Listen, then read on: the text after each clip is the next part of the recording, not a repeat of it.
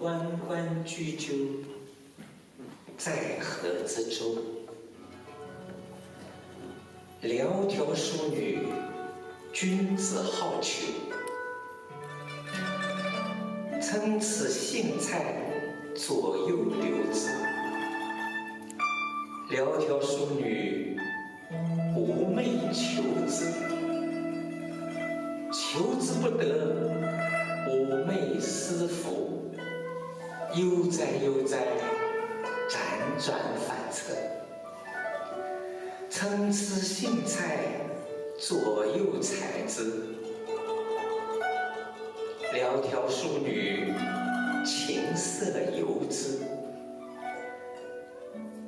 参差荇菜，左右毛之。窈窕淑女，钟鼓乐之。Merci beaucoup.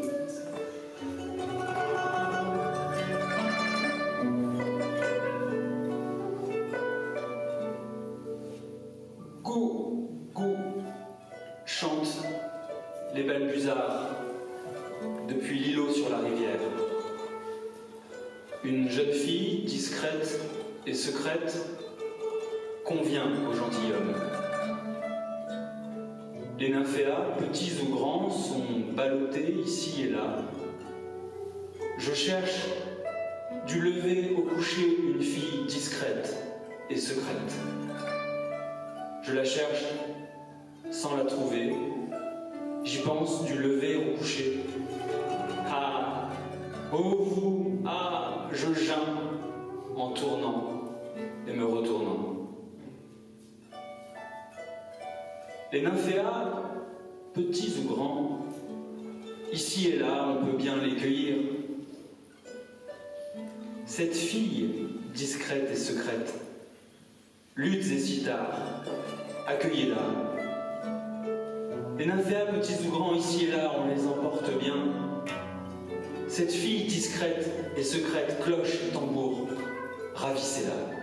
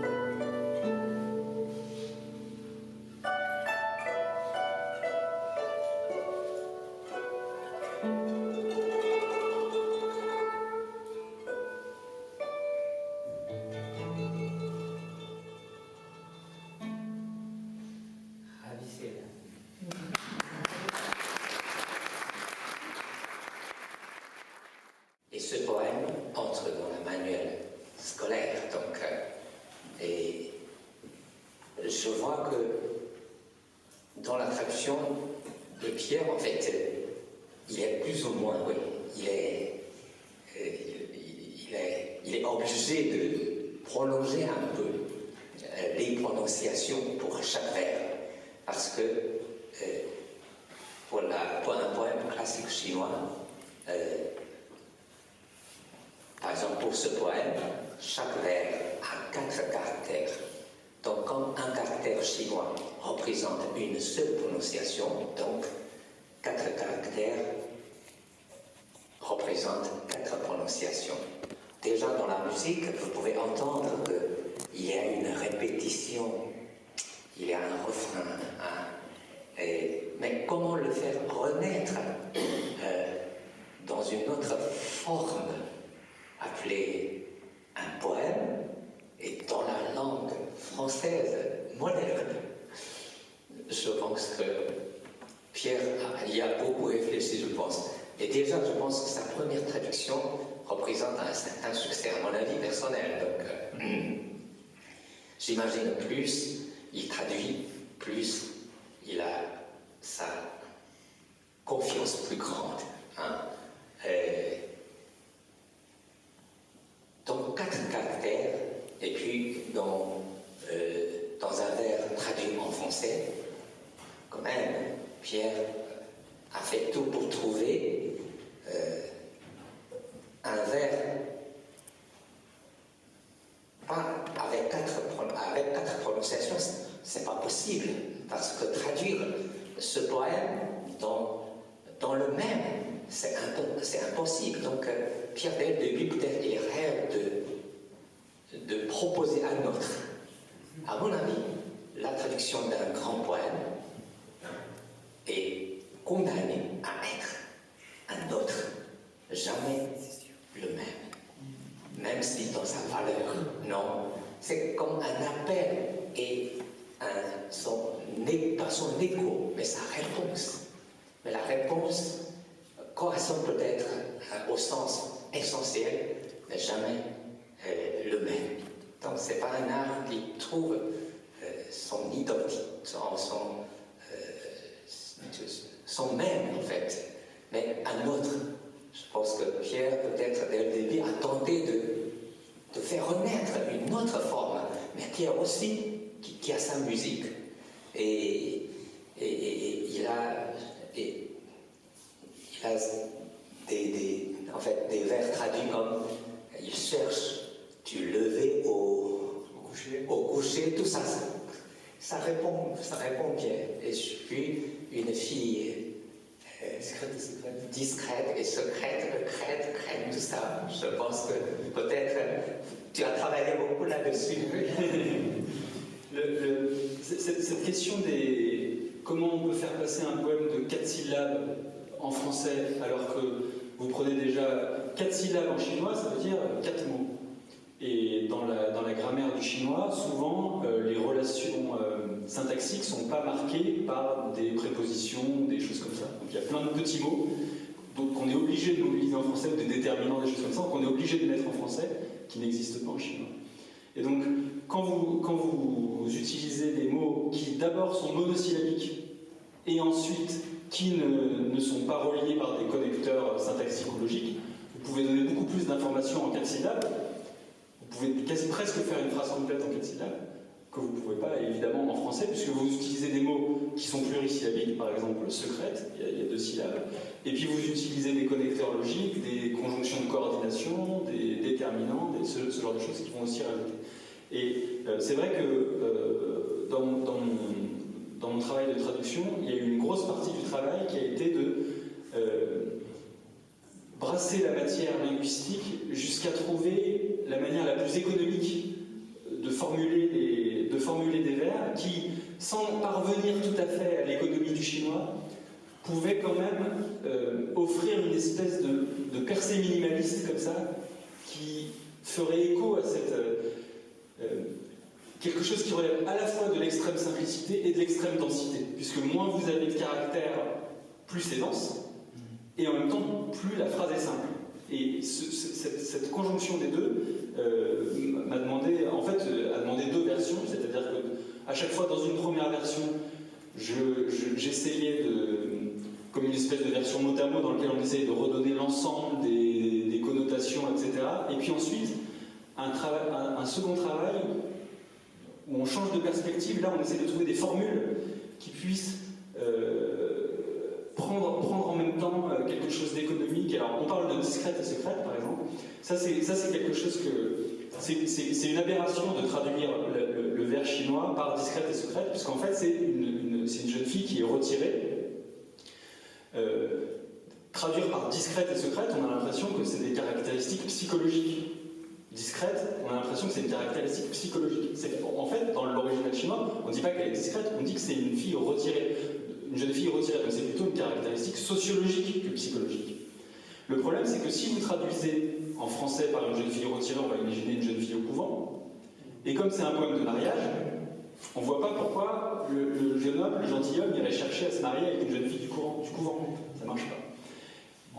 D'autant que retirer tout seul, on ne comprendrait pas, donc il faudrait dire retirer dans un couvent, donc ça va allonger mon verre, etc. Donc je vais être très malheureux. Et donc, en choisissant discrète et secrète, je fais quelque chose qui, d'un point de vue linguistique, est une aberration, mais qui me permet à la fois de gagner sur la concision de l'expression et sur la compréhension du lecteur, qui ne va pas se dire qu'est-ce que c'est que ce truc de se marier à une jeune nonne, c'est pas possible, ou alors du coup on va interpréter une intrigue derrière qui n'est pas du tout là dans l'original.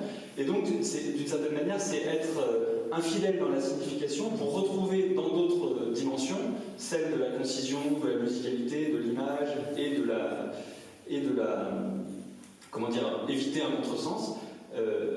De retomber sur ses pattes d'une certaine manière. Donc, moi, je suis tout à fait d'accord que l'idée ne peut pas être de faire le même, de redonner le même. Et je dirais que c'est un peu comme une réincarnation.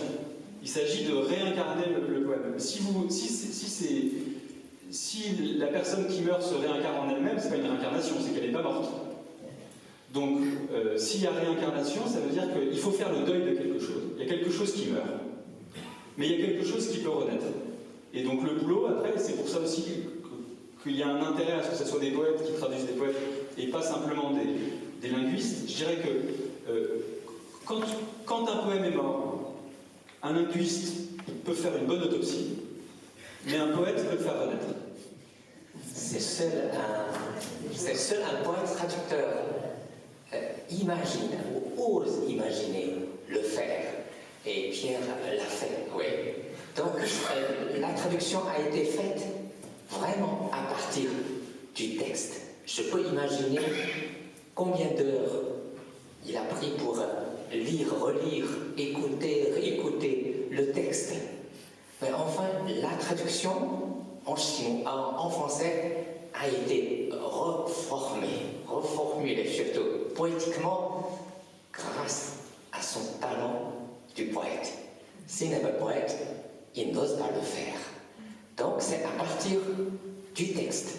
Mais en même temps, c'est à partir du texte partiellement mort qu'il accepte volontiers. Et là, cette folie le pousse à oser faire renaître. Donc, il accepte corporellement une partie comme mort, mais spirituellement ou par son âme, il rêve de le sauver par son français moderne.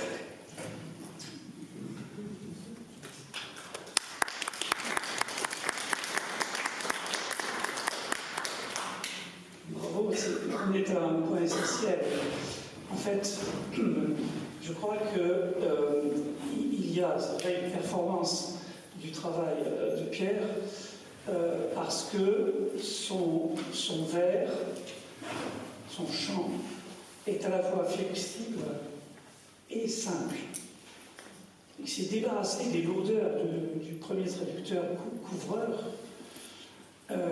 Il insuffle quelque chose qui s'appelle la poésie, tout simplement. On vient de parler de mort et résurrection. S'il y a résurrection, c'est qu'il y a de nouveaux souffles. Et le souffle, il peut venir de tout ce qui n'est pas concept. Il y a une seule chose qui soit vraiment morte dans les langues, c'est le concept. Alors, évidemment, là-dessus, il y a des très beaux textes linguistes qui s'appellent Guillaume sur l'universalisation et la singularisation dans les langues. Et il pense que certaines langues, notamment le chinois, sont beaucoup plus du côté de la particularisation, de la singularisation, tandis que le français, par exemple, est tellement plus proche d'une conceptualisation ou d'une universalisation. Il appelle ça des battements, comme un jeu de balancier dans une horloge. Je crois qu'il y a ça dans chaque poème même. C'est-à-dire que chaque poème a son lot des concepts, on ne peut pas les dire, sinon on ne sait pas de quoi on parle, mais que ces concepts, il faut par le souffle, il faut les vaporiser. Je dis vaporiser parce que finalement, quand on écrit de la poésie, on se sert des concepts pour les détruire.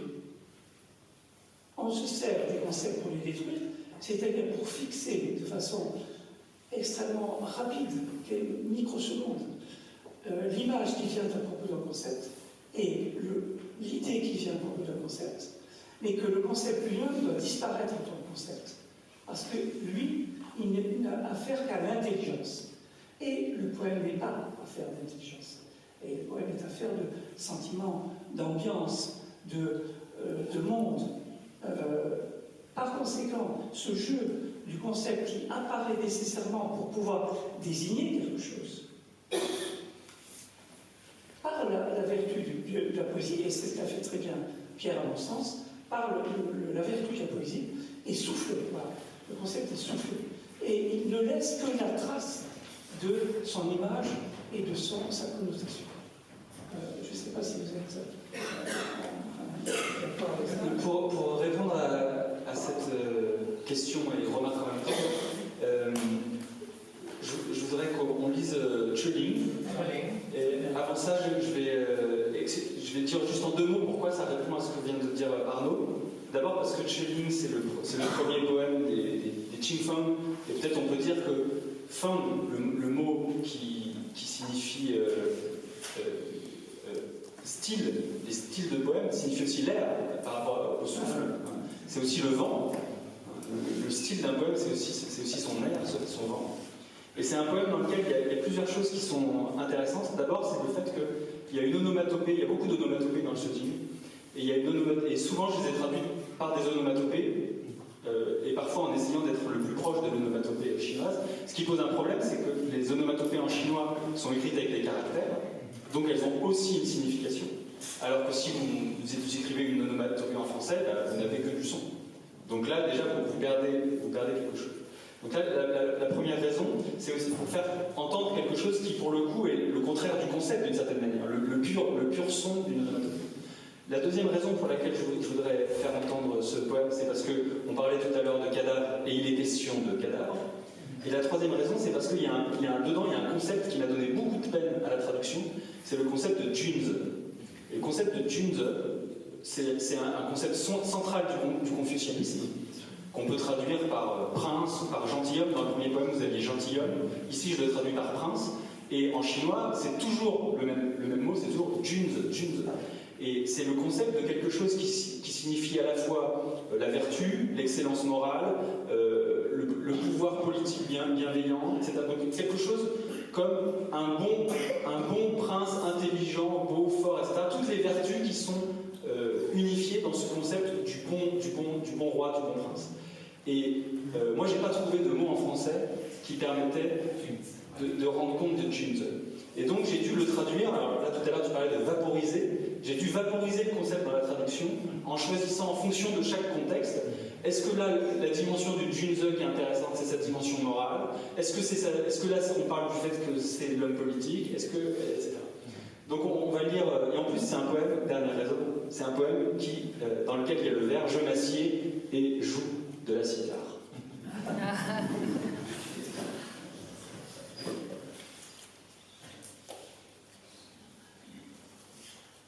晴风，车铃，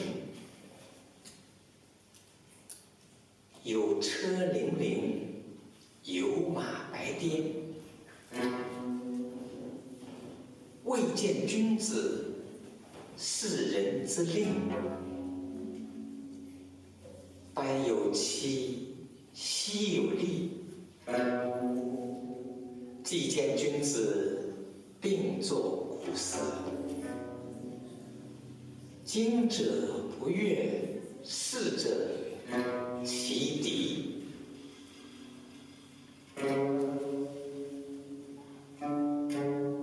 白有树，诗有杨。见即君子，并作古黄。今者不悦，逝者其亡。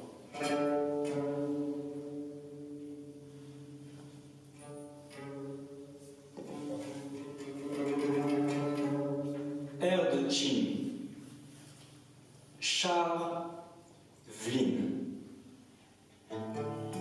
Voilà un char qui fait Vlin Vlin, avec un cheval au front blanc. Je vais bientôt revoir mon prince. Un serviteur va m'annoncer. Arbre de vernis sur la colline et châtaignier dans le marais. En face de mon prince, je m'assieds et joue de la cithare. Tu n'es pas heureux aujourd'hui? Demain tu seras un vieillard. Mûrier sur la montagne, peuplier dans la plaine. En face de mon prince, je m'assieds et joue de l'orgue. Tu n'es pas heureux aujourd'hui? Demain, tu seras un cadavre.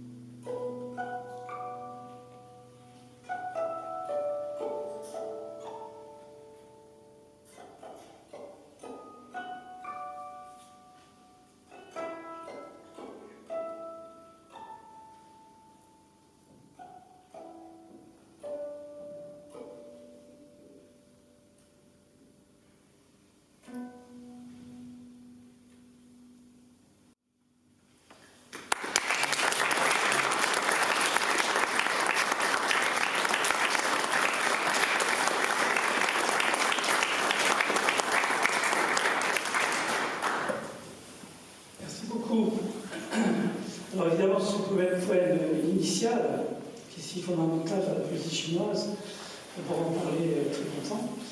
Je voudrais juste qu'on dise un mot de cette intuition que j'ai eue à le lire, un certain rapport au blues et à ce qui s'exprime dans le blues, qui n'est pas, contrairement à ce qu'on croit, quelque chose de négatif.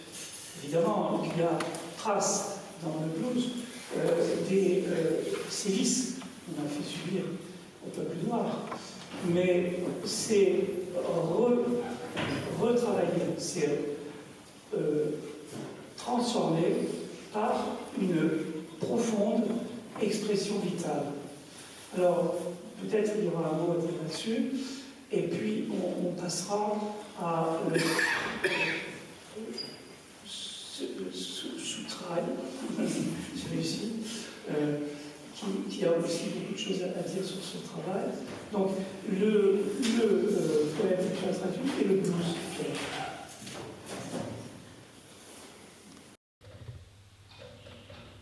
Ce que je vois de rapport entre les deux, c'est la manière dont des travaux quotidiens, par exemple,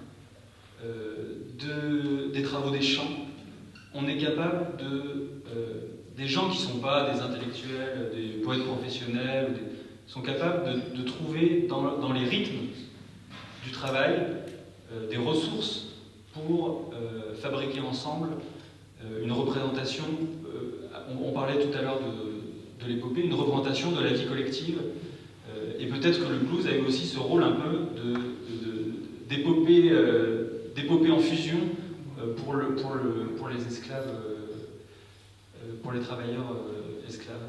Et effectivement, on a dit tout à l'heure qu'il y avait 4 sections dans le Söding, et la première section, donc c'est Guofeng, c'est les airs régionaux, les chants régionaux, et ce sont effectivement des chansons populaires qui ont été récoltées dans les régions, mais qui provenaient à l'origine de rituels, de veillées, de chants qui étaient les chants dans les travaux, etc., et qui correspondent en effet, je pense, à ce genre à cette manière qu'on peut avoir, qu'on retrouve dans le blues, et qu'on retrouve aussi sans doute dans d'autres expressions, mais qui sont moins, comment dire, qui arrivent moins que dans le blues ou que dans le Söding, à trouver comme ça une espèce d'état de stabilité au point que ça devient un genre. Mais sans doute que les gens qui sifflotent au travail, c'est-à-dire on repart effectivement du travail du corps. Et à partir du travail du corps, du souffle dont tu parlais tout à l'heure, disons que, pour le dire en un mot, c'est une poésie bottom-up, qui part de l'organisme et qui s'élève jusqu'à la beauté comme ça. Et en ça, le parallèle me semble tout à fait pertinent. Oui, d'ailleurs, il y a une relation forte du blues avec les chants de travail, les chants de prisonniers, et tout ça, c'est quelque chose qui a donné naissance au jazz, avec l'intensité qui permet d'atteindre en musique pour exprimer la vitalité. Le jazz, c'est une musique de la vie, mais ça provient de quelque chose de très enraciné. Le blues est typiquement enraciné dans des travaux, des chants, dans des travaux de poseurs de voies ferrées et ainsi de suite. Il y a juste un mot là-dessus, il y a un concept chinois qui est le qi, dont Shutsai pourra nous parler mieux que moi, et qui correspond justement à ce souffle vital, qui est un concept central de la philosophie chinoise. Oui, nos ancêtres chinois, oui, imaginent, à part le sang visible, il y a un autre sang qui porte le nom justement qi. Donc on met toujours les deux mots ensemble, qi xue. Quand quelqu'un est en bonne santé, on dit que qi xue, c'est bon. Pas seulement le sang, mais qi. Le sang visible qui circule dans les veines et le sang invisible, le qi. Les deux poèmes que vous avez écoutés, que vous avez entendus, et par sa parole et par sa musique, sont justement sortis des fonds, des profonds, des chants régionaux. Et Söding a 3 parties, donc chants régionaux, et puis odes, et puis hymnes. Mais l'essentiel, ce sont ces chants régionaux. Ce sont ces chants qui touchent, je pense, profondément le peuple chinois. Pas les deux derniers, en réalité. Donc, ces chants, vraiment, sont sortis du travail, sont sortis des gens qui ont vraiment vécu dans la vie, dans les chants, dans le travail. Et je pense que ces chants correspondent au même mot, font comme le vent qui souffle.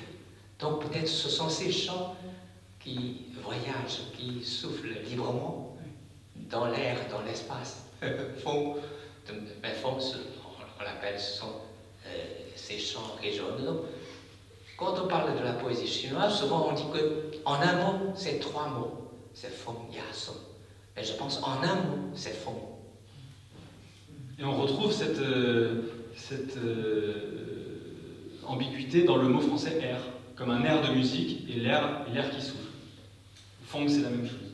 Alors, je veux juste noter que la totalité presque, philologiquement parlant, la totalité presque des origines du mot âme, c'est tout simplement le vent. Animos grec qui a donné animus et anima latin, qui veut dire ce qui anime le corps, ce qui le fait vivre. C'est le souffle, tout simplement. Donc on est en plein dans et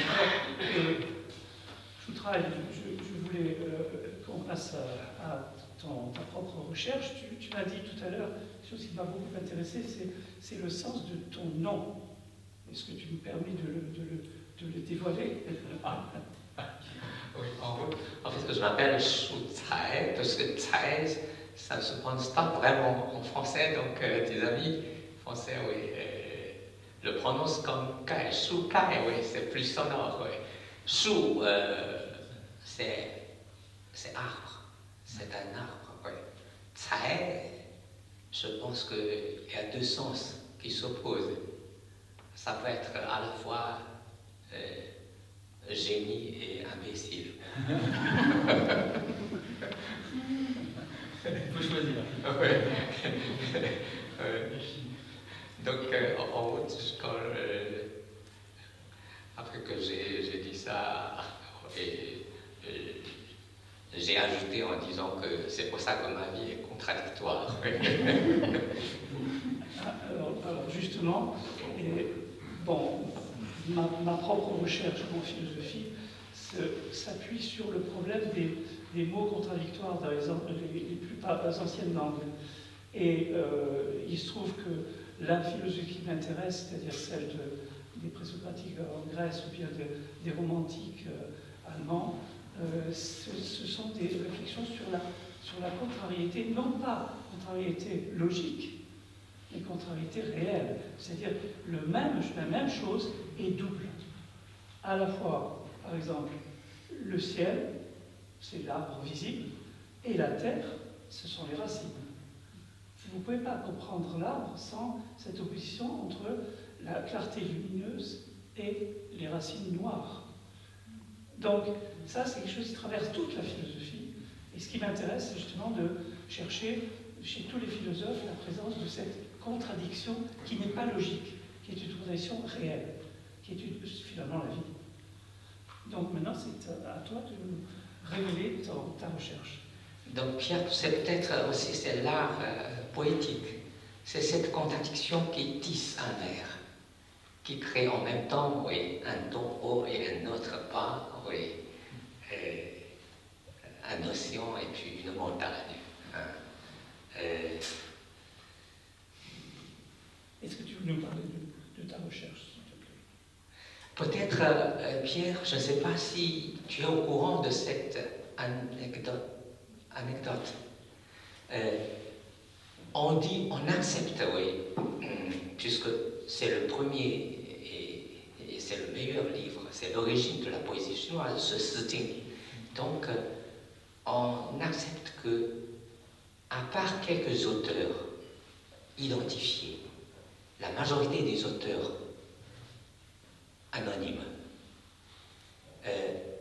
Mais j'ai lu plusieurs livres de recherche sur l'auteur du Sijing, contribué par un chercheur qui vit à Taïwan, qui n'est plus.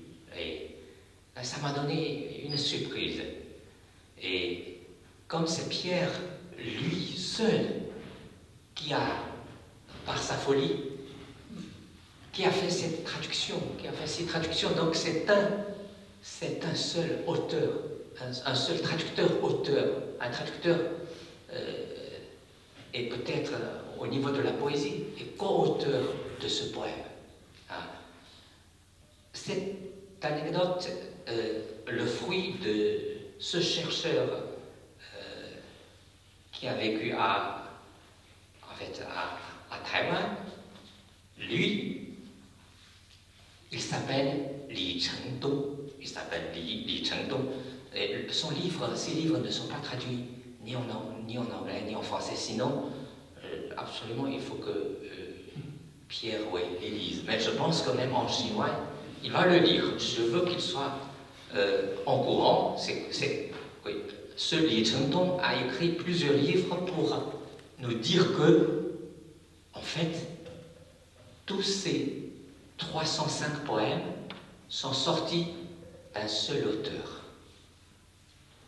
Comme tous ces 305 poèmes traduits en français sont sortis d'un seul traducteur, poète. Donc, il dit que l'auteur doit être Ying Ji Pu. Et on peut justifier que c'est lui qui a écrit quelques poèmes dans le Sijing. Là, avec ses recherches, lui, il ose dire que c'est Ying Ji Pu qui a écrit tous ces 305 poèmes. En réalité, peut-être plus, parce que c'est le Confucius qui a fait sa sélection à partir de sa cible de la morale. Et Kunzi faudra que, par ces 305 poèmes, éduque le peuple à venir en Chine. Donc, il y a 100 interprétations dans ce sens-là. Là, par cet effort de traduction, dans le sens proprement dit, disons, poème, peut-être aussi c'est un effort de Pierre de les ramener dans son camp appelé la poésie. Donc ça, c'est une anecdote. Mais c'est vrai que c'est quelqu'un qui a écrit plusieurs livres. Et à travers sa vie, il ne cesse pas de dire que, et je vois que sa manière de recherche est assez scientifique.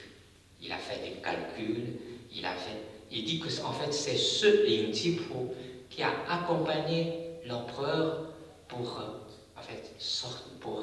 faire une croisade, une guerre, mais le long de ce trajet, il a écrit tous ces 305 poèmes. Alors, je vais réagir à ça. Je voudrais d'abord peut-être préciser quelque chose pour nos auditeurs qui sont peut-être troublés par le fait qu'on parle de Confucius depuis tout à l'heure. Pour Confucius, les poèmes du Sijing sont effectivement une source comme de philosophie populaire dans laquelle il a tiré un ensemble de concepts et de considérations qui lui semblaient très importantes. Et il dit dans les entretiens que les poèmes du Sijing sont destinés à éveiller les hommes, et ensuite les hommes seront raffermis et éduqués par la musique et les rites. Et donc, c'est dans les entretiens,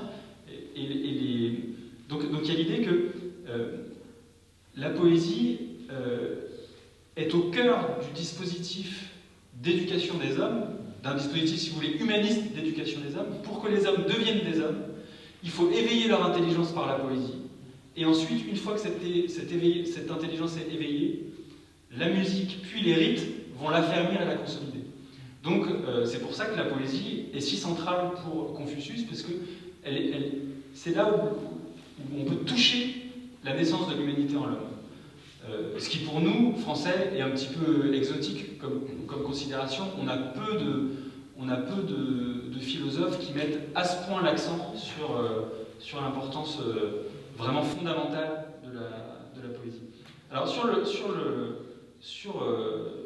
Injipu, alors moi je voudrais peut-être en disciple d'Arnaud et donc amoureux de la contradiction, je voudrais défendre le contraire de ce que tu viens de dire. Pas à propos de Injipu, que je ne connais pas, ni des travaux de Lin Shendong, mais parce que tu as dit que j'avais fait un travail héroïque tout seul, ce dont je te remercie, et moi je dirais non, que c'est un travail collectif que j'ai fait. Parce qu'en fait, j'ai vécu 7 ans en Chine, j'ai appris le chinois, mais je suis arrivé à un niveau de chinois qui ne me permet pas de traduire tout seul le Shijing. Quand j'ai passé les diplômes, j'étais HSK5, ça veut dire je peux parler un petit peu couramment, mais je ne peux pas traduire quelque chose qui serait l'équivalent pour nous de Virgile, si vous voulez. Donc la manière dont j'ai procédé, c'est que je suis parti de cette édition-là, qui a l'avantage d'être en chinois bilingue, c'est-à-dire chinois classique et chinois contemporain, avec la traduction en chinois contemporain à côté. Puis, je me suis aidé de la traduction en anglais de Arthur Wiley et de la traduction en français de Séraphin Couvreur. Et en repartant, je suis reparti quand même à chaque fois du vers original, et voyant comment chacun des traducteurs avait interprété ce vers, j'ai moi-même, en fonction de mon propre cahier des charges, fait des choix, parfois qui correspondaient à ce que l'un des traducteurs avait proposé, parfois qui ne correspondaient à aucune des propositions qui existaient. Mais du coup, je n'ai pas marché tout seul, je me suis appuyé sur d'autres travaux pour aller dans le même sens ou pour m'en distinguer, si bien qu'on peut dire que si le Shijing a été écrit par un seul, il a été traduit par plusieurs. Quand même, tu as réussi à faire une unité sur la base de tout ce que tu peux te référer. Cette unité existe. Parce que quel travail de choix. Devant plusieurs choix déjà faits, ton choix est encore plus difficile. Et chaque vers peut avoir plusieurs interprétations. Parce que la composition des mots chinois est trop libre. Et Pierre, je pense des fois, par des raisons concrètes, mais pour la plupart, pour d'autres peut-être par son inconscient, de toute façon, il a choisi ce qu'il préfère comme sens, et surtout pour composer un autre vers. Donc il cherche avant tout le résultat d'un poème. Traduire un poème pour qu'il soit un autre poème. Peut-être c'est ce qu'il pense dans sa tête. Ça c'est le plus important, je pense, c'est que quand il y a une pluralité d'interprétations possibles, comme c'est tout le temps le cas dans le Shijing, à la différence d'un traducteur linguiste qui ferait de la philologie et donc qui irait voir dans les autres textes qui ont été écrits à la même époque quel était l'essence que pouvait avoir le caractère pour choisir parmi les interprétations possibles celle qui se rapproche le plus du sens historique du mot. Moi, ma manière de faire a été tout le contraire, c'est-à-dire au lieu de retourner dans l'histoire, je me suis au contraire rapproché le plus possible de moi en me disant, moi, si c'était moi l'auteur de ce poème, lequel de ces sens j'aurais choisi pour faire le meilleur poème. Et donc j'ai pas choisi, quand il y avait ces possibilités-là, c'est-à-dire tout le temps, en fonction de raisons philologiques, j'ai choisi en raison de raisons poétiques, c'est-à-dire j'ai essayé à chaque fois de faire le poème qui organiquement se tenait le mieux, et donc de choisir parmi les différentes versions celle qui correspondait à ça. Et alors moi je voulais te poser une question sur ton travail poétique, parce que tu as un livre là qui est publié en français, et je voulais savoir, est-ce que c'est toi qui l'as traduit? Est-ce que toi-même tu l'as traduit en français? Est-ce que c'est quelqu'un d'autre qui l'a traduit en français? Et si c'est quelqu'un d'autre qui l'a traduit en français, est-ce que tu l'as aidé? Et sinon, est-ce que pour toi, parce que comme on parle de les poètes traduisent les poètes, on pourrait dire, est-ce que tu voulais que un poète fasse sa propre œuvre de poème, donc sans ton intervention, ou au contraire, est-ce que tu l'as aidé à le traduire, sauf si c'est toi-même? Publié un bon livre de poésie traduit en français, et le ciel se penche sur nous. En fait, il y a une dizaine ou même une vingtaine de traducteurs qui ont fait les traductions au fil des années. Là, à un certain moment donné, quand un ami poète français m'encourage pour préparer une anthologie, donc je me suis dit, mais comment faire? Comment relire ces traductions déjà faites par les différents traducteurs? Enfin, j'ai trouvé une solution, c'est que plus ou moins, je prie et j'oblige un peu un ami poète français, Yvon Lemel, qui a contribué à sa préface à ce livre. Je lui ai dit que, de toute façon, en tant que tu es mon grand frère, donc absolument il faut que tu contribues ton talent de poète dans la finition de mes poèmes traduits en français. Oui, au début, lui, il a fait plusieurs voyages, surtout il me connaît bien. Donc, je lui ai dit que de toute façon, c'est à toi de revoir toutes ces traductions déjà faites. Parce que ce sont des traductions déjà publiées. Mais je n'arrive pas à convaincre, à retrouver tous ces traducteurs. Oui, et j'ai trouvé des traducteurs et eux, ils m'ont dit qu'ils ont fait le meilleur déjà, le maximum. Donc, plus ou moins, cette obligation ou cette amitié avec Yvon au début, oui, il ne connaît pas le chinois, il n'a jamais traduit un poème du chinois vers le français. Mais moi, ce que je voudrais, c'est de bénéficier de son talent d'un poète. Et d'ailleurs, ce sont des traductions déjà faites à partir de la fidélité.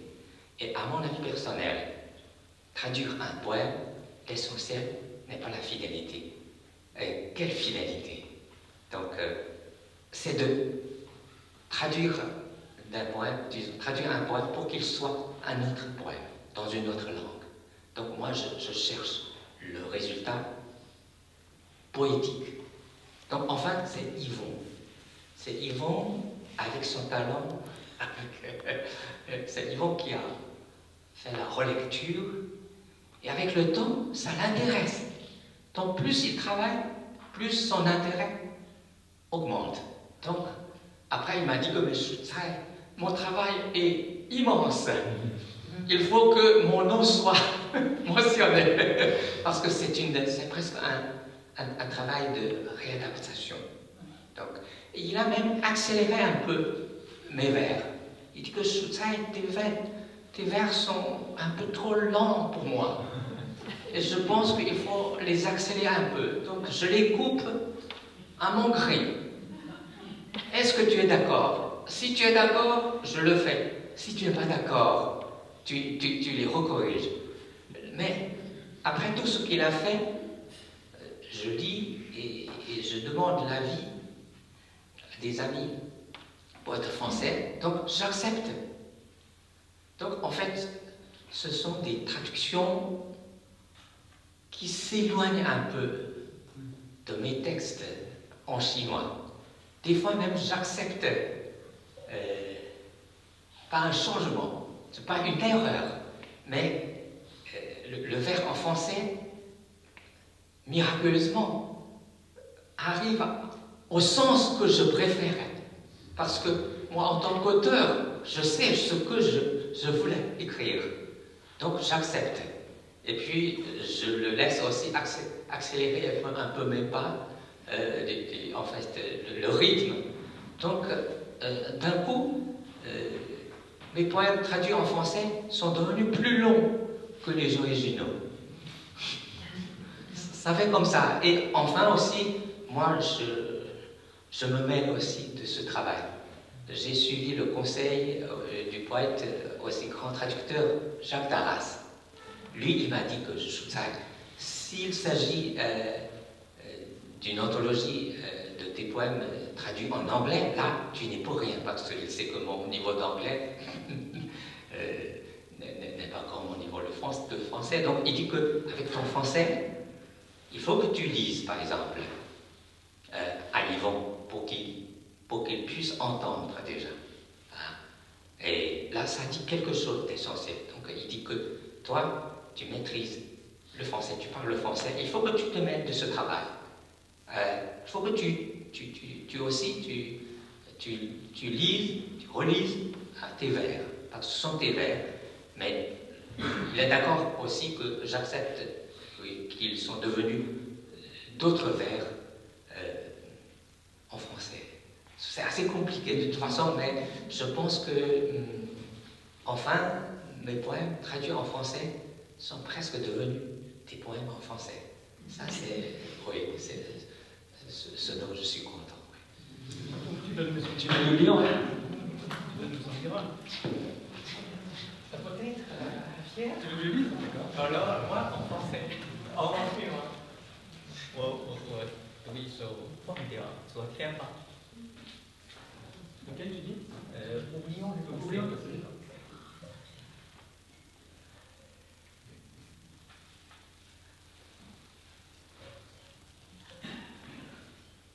忘掉昨天吧，忘掉昨天吧。从今天开始，我正式拜生活为师。忘掉昨天吧，既然昨天是忘也忘不掉的，构成曾经的东西支撑我一生，在不同的地点，以不同的步态，我不前行。也不后退，我等待，但我永远是空的。一场生命的大雪早已把我活生生错过。我一个走进街道的谦卑者，我一个骨架瘦小的旁观者，我不炫耀我身上值得炫耀的。天空轰隆隆，安静。安静，安静！哦，讨厌的路灯与贼为伍，我的头颅像开了锅。忘掉昨天吧，我要大声向生活呼救，但不让旁人听见。难上加难的岁数，让人不得不把肉身看清，稻谷入场，草垛没来。忘掉昨天吧，因为只剩下明天一条路。拜生活为师吧，因为我不想求助于死亡，因为死亡也无法减轻我灵魂的重量。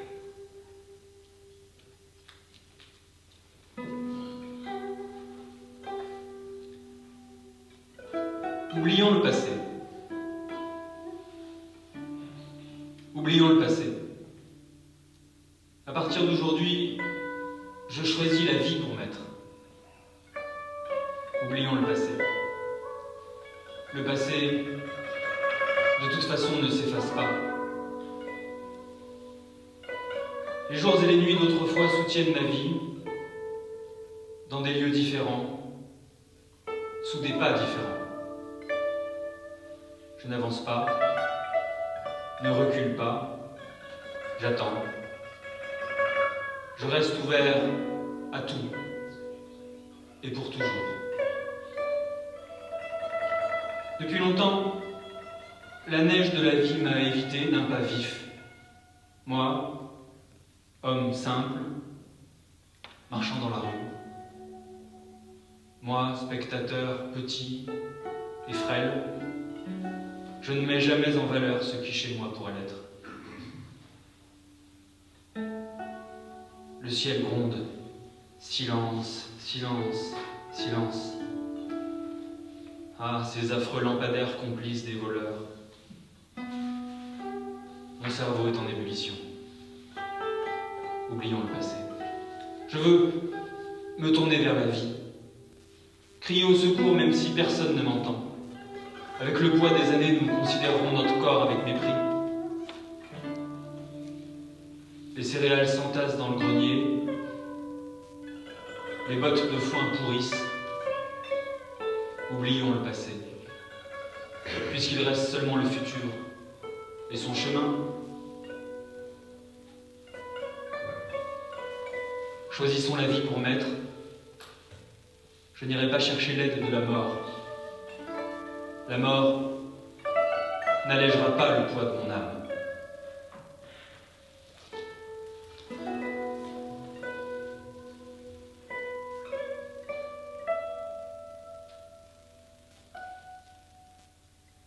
是谁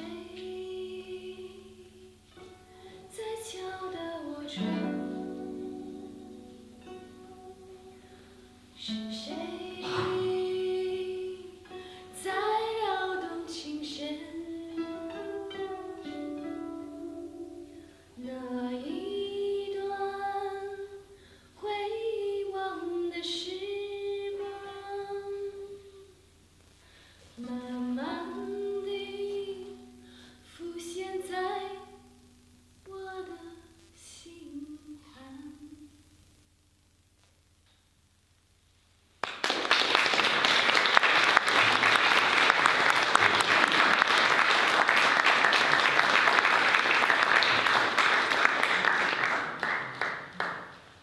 Voilà. Avant qu'on écoute un autre poème de Choutraille, et merci à la magnifique musicienne de ce qu'elle vient de proposer, je voudrais citer simplement deux ou trois phrases que j'ai remarquées dans le travail de mon ami. Le ciel se porte sur nous, donc c'est le titre de son ouvrage, et à l'occasion d'une rencontre poétique, il prononce cette phrase: entre la naissance et la mort, un petit pont de vie. Je trouve qu'il y a une profondeur existentielle considérable dans ton travail. Il dit aussi ailleurs que le mot qu'il préfère, c'est le mot enfant.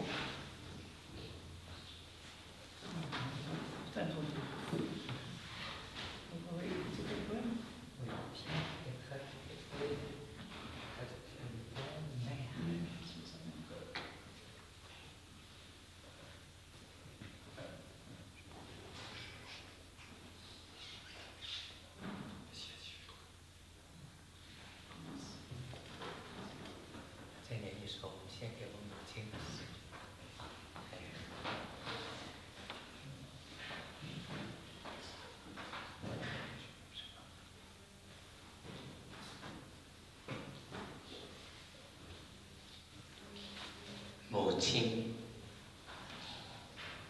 今晚一双眼睛在天上，善良、质朴，请把衣服上。今晚这双眼睛对我说：“孩子，哭泣吧，要为哭泣而坚强。”我久久地凝望这双眼睛，它们像天空一样。它们不像露水或者葡萄，不，它们像天空一样。止不住的泪水使我闪闪发光，这5月的夜晚使我闪闪发光。一切都那么遥远的，让我终生难忘。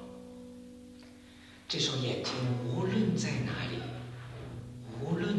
里，都像天空一样，因为每一天，只要我站在天空下，我就能感到来自母亲的光芒。Mère, ce soir, dans le ciel, 2 yeux doux, candides et tristes. Ce soir, du ciel, ses yeux me disent « Pleure ». Ne crains pas de pleurer, mon enfant. Je les contemple. Ils sont pareils au ciel, ne ressemblent ni à la rosée, ni au raisin. Ils ressemblent au ciel. Brillons de larmes qui n'en finissent pas, de cette nuit de mai qui n'en finit pas de briller. Ils viennent de loin, du lointain, mais en mémoire à jamais. Ses yeux, où qu'ils soient, ressemblent au ciel. Chaque jour, j'en reçois l'éclat maternel.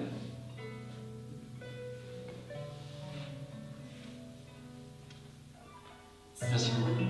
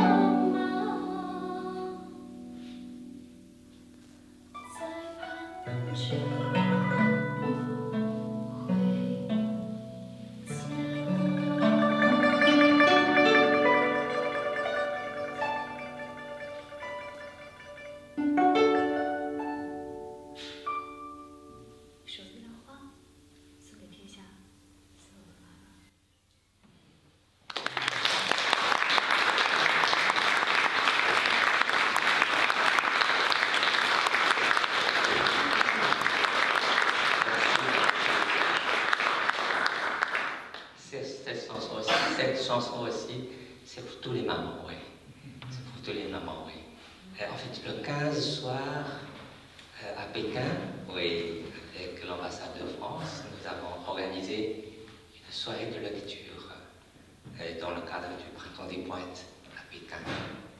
Donc après, j'avais la grande joie de recevoir une médaille, oui, une médaille dans l'ordre des arts et de la littérature des mains du nouvel ambassadeur. Et dans j'ai dit que mon âme de poète, j'imagine, a été formée et forgée l'année où ma mère a quitté ses 4 enfants lorsque j'avais 5 ans. Donc c'est à l'âge de 22 ans que j'ai fait ce poème. Pendant longtemps, je ne me suis pas rendu compte que je suis quelqu'un qui a perdu sa mère. Donc c'est à l'âge très mûr que je me suis rendu compte que je suis quelqu'un qui a grandi sans mère. Donc je pense que c'est cette absence qui me creuse, qui me pousse à aller chercher, oui, une autre présence de douceur que seule maman pourra donner à ses enfants dans la poésie.